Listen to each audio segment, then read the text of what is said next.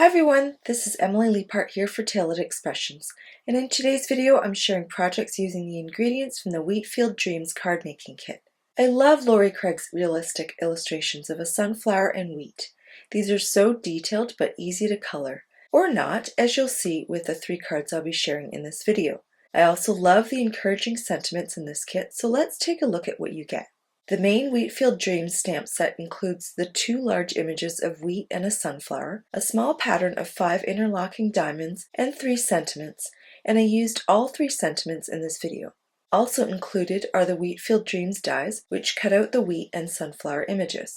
Next is the burlap background, which covers an entire A2 panel.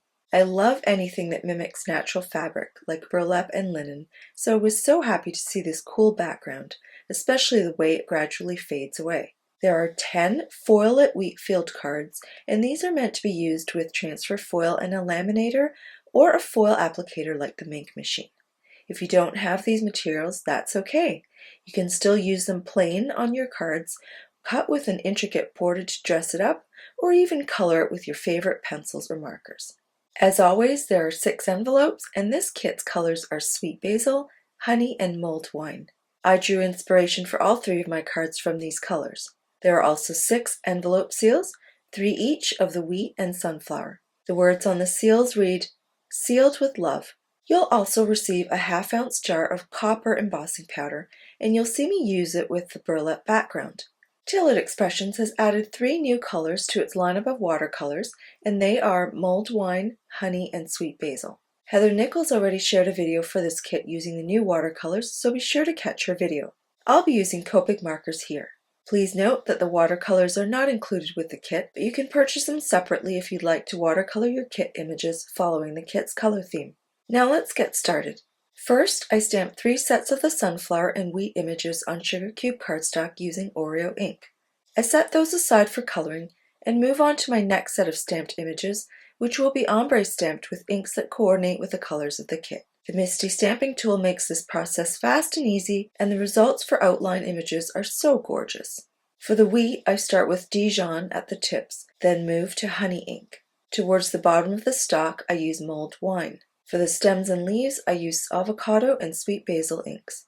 I don't worry about the transition between ink colors except between honey and mulled wine, and that's where I use a sponge dabber to blend the transition. I add these same ink colors twice to get a seamless blend, and the mini ink cubes make it easy to place a bit of ink on small areas of these images. For the sunflower, I use Dijon on the tips of the petals and honey as I move towards the center. I ink up the center with mulled wine ink, and again use avocado and sweet basil inks on the stem. I make 2 sets of these ombre stamped images. On the second set, I was able to ink up the 2 images at the same time using each color, since I knew exactly where they needed to go. Aren't they gorgeous? And there's no need for coloring. I love that. I don't always want to color, so it's nice to have this option. Now I'm going to use Copic colors to color all 3 sets of wheat and sunflower images. I'm only going to show you how I colored 1 set. As always, I'm going to speed up this coloring process 20 times and put on some music.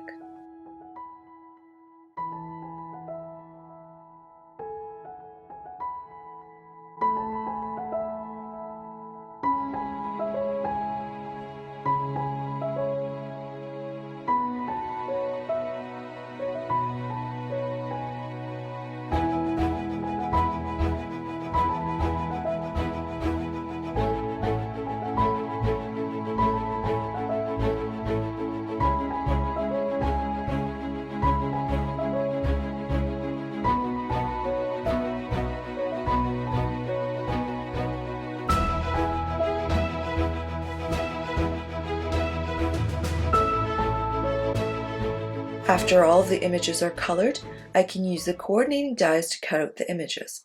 I just love how they look, especially since the dies are so intricate and cut out the spaces between the wheat stalks. Don't they look amazing, all lined up and ready to be incorporated into card designs? For my first card, I've cut a 4" by 5 1/4 panel from sugar cube cardstock. I've also cut 1" 2" and 2 1/4" panels of sweet basil, mulled wine, and honey cardstock. I'm using liquid glue to attach these to the panel, and then I'll use my guillotine trimmer to trim off the excess. After determining the layout of my images on the background, I prepare to stamp the sentiment, but then I decide that I want to add some detail to the color-blocked background. I use the largest of the diagonal stitch rectangle stacklets, and then I can stamp the sentiment. Since the sentiment will be stamped on the darkest section, I will need to heat emboss it with white embossing powder. I do a test stamp on acetate to make sure it's straight. Then I use an anti-static tool before stamping it with sugar cube ink and heat embossing it with white embossing powder. Next, I can assemble the card by attaching the images on the panel. I use foam tape on the tops of the images for a bit of dimension, but use liquid glue to adhere the bottoms flat to the card. Normally, in this type of design, I would trim off the overhanging pieces flush with the edge of the panel, but this time I wanted them to extend all the way to the edges of the card base itself, so I attached the panel with a tape runner before using my guillotine trimmer to remove the overhanging parts. Now my first card is done. For my second card, I'm using removable tape to secure a piece of mulled wine cardstock before inking up the burlap background with watermark ink and heat embossing it with the copper embossing powder included in the kit. Using the third smallest die from the stitched circle stacklets, I want to cut out an opening for the sentiment. This sort of mimics a moon in the scene. At this point, I'm not sure about the green card base, and I end up swapping it out for a black card base. On this card, I adhere the wheat to the embossed panel with mini glue dots, and then trim off the overhanging pieces flush with the panel. After deciding on a black card base, I pop the panel on with foam tape, then secure the sentiment with liquid glue. The gold stars from my last video were still on my desk, so I attached 3 of those around the sentiment. If you missed that video, the stars were from the Gathered Stars die. For my third card, I chose a sweet basil card base with a slightly smaller 3 3/4 by 5-inch panel. To create the sentiment for this card, I wanted it to be on a vellum tag so as not to obstruct any of the images. I used my anti-static tool before stamping the sentiment with black pigment ink and heat embossing it with clear embossing powder. I used the smallest of the tag stacklets 2 dies to create a tag from the sentiment, then used a 1/8 inch hole punch. I tried a few different types of strings and cords before settling on a white one. I also tried stringing the strings through the hole, but in the end decided that tying a bow separately and securing it on top of the hole on the tag was best. I secured the 3 Copic colored sunflowers to each other, and again popped up the tops with foam tape and used liquid glue to secure the stems flat on the card. I attached the vellum tag and bow with mini glue dots, and now my third card is done. I loved using this kit and all of its beautiful elements. They work so well together, and it was easy to be inspired by these colors.